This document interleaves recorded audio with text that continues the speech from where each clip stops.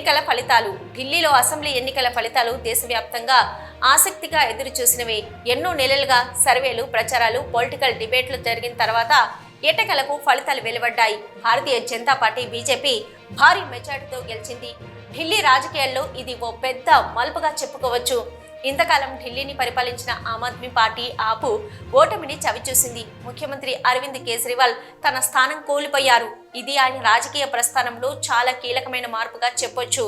గత 2 టర్ములకు మించి కూడా ఢిల్లీలో తన సత్తా చాటిన ఆయన ఈసారి మాత్రం ప్రజల నమ్మకాన్ని కోల్పోయినట్లు కనిపిస్తుంది. ఈ ఎన్నికల్లో బీజేపీ పక్కా వ్యూహంతో ముందుకెళ్లింది. ప్రధానమంత్రి నరేంద్ర మోదీ, హోంమంత్రి అమిత్ షా సహా అనేక బీజేపీ నేతలు విస్తృత ప్రచారం చేశారు. ప్రత్యేకంగా హిందుత్వ, అభివృద్ధి అనే 2 ప్రధాన అజెండాలను ప్రజల్లో బలంగా ముద్రించారు.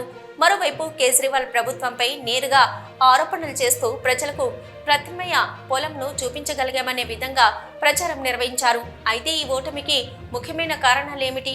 తొలుత ఆ ప్రభుత్వంపై ఇటీవల వచ్చిన అవినీతి ఆరోపణలు ప్రజల్లో కొంతమంది అనుమానాన్ని పెంచాయి.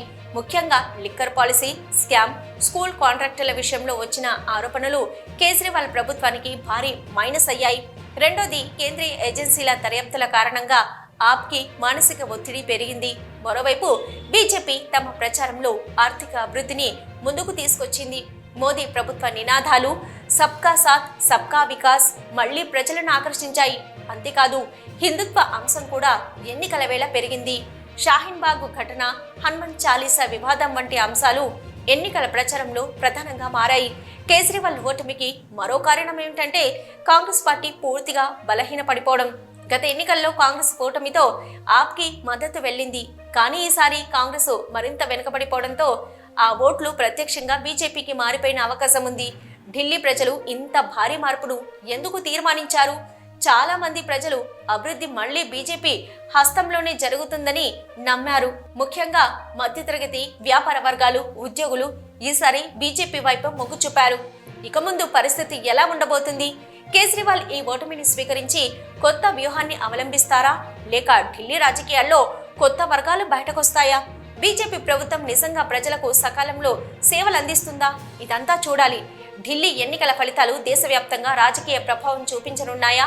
ఇదే తరహా మార్పు ఇతర రాష్ట్రాల్లోనూ కనబడుతుందా? ఇవన్నీ ఇప్పుడు రాజకీయ విశ్లేషకుల మధ్య పెద్ద చర్చనీయాంశంగా మారాయి. మరికొంతమంది విశ్లేషకుల మాటల్లో ఇది కేవలం ఢిల్లీలో జరిగిన రాజకీయ పరివర్తన మాత్రమే కాదు, దేశవ్యాప్తంగా ఉన్న ఓటర్ల మైండ్ సెట్ ను అర్థం చేసుకోవడానికి సహాయపడే ఓ సంకేతంగా కూడా చూడవచ్చు. ఇక దేశవ్యాప్తంగా జరిగే తదుపరి లోక్సభ ఎన్నికలపై ఈ ఫలితాలు ఎలాంటి ప్రభావం చూపిస్తాయి? ఇది ప్రశ్నించవలసిన విషయమే. బీజేపీ తన గెలుపును దేశవ్యాప్తంగా విస్తరించగలదా, లేక ప్రాంతీయ పార్టీలు తమ స్థానాలను రక్షించుకోగలవా?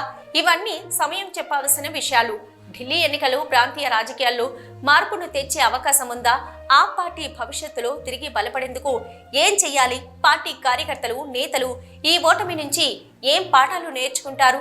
ఇదే కాకుండా ఇతర రాష్ట్రాల్లోని ప్రజలు ఢిల్లీ ఫలితాలను ఎలా అర్థం చేసుకుంటారు? బీజేపీ ఈ విజయాన్ని ఎలా సద్వినియోగం చేసుకుంటుంది? ఢిల్లీ మోడల్ను దేశవ్యాప్తంగా విస్తరించేందుకు బీజేపీ కొత్త వ్యూహాలు రచించనుందా? బీజేపీ ప్రభుత్వం త్వరలో తీసుకురాబోయే విధానాలు, అభివృద్ధి ప్రణాళికలు ఏమిటి? ఢిల్లీ నగర ప్రజలకు ఇది నిజంగా మంచి పాలననిస్తుందా, లేక మునుపటి పాలన మాదిరిగానే నిరాశ కలిగించనుందా? ఢిల్లీలో జరిగిన ఈ రాజకీయ మార్పు దేశవ్యాప్తంగా విస్తరించడానికి అవకాశం ఉందా? ఈ ఫలితాలు ఇతర రాష్ట్రాల్లోని ఎన్నికలపై ఎలాంటి ప్రభావం చూపిస్తాయి? ఉత్తరప్రదేశ్, బీహార్, మహారాష్ట్ర, తమిళనాడు రాష్ట్రాల్లోకి దీని ప్రభావం వెళ్తుందా? మరోవైపు కేజ్రీవాల్ భవిష్యత్తు రాజకీయ ప్రస్థానం ఏమిటి? రాజకీయంగా మళ్లీ పుంజుకుంటారా, లేక ఢిల్లీ రాజకీయాల్లో కొత్త నాయకత్వం ఉద్భవిస్తుందా? ఆప్ మళ్లీ ప్రజల్లో నమ్మకాన్ని పొందగలదా? ఈ ప్రశ్నలకు సమాధానం దొరకడానికి కొంత సమయం పట్టవచ్చు. ఢిల్లీ రాజకీయాల్లో చోటు చేసుకున్న ఈ మార్పు దేశవ్యాప్తంగా కూడా ప్రభావం చూపనుంది. తదుపరి లోక్సభ ఎన్నికల్లో కూడా ఈ ఫలితాలు ఎంతో కీలకం కానున్నాయి. మరి మీరు ఈ ఎన్నికల ఫలితాల గురించి ఏమనుకుంటున్నారు? మీ అభిప్రాయాలను తెలియజేయండి.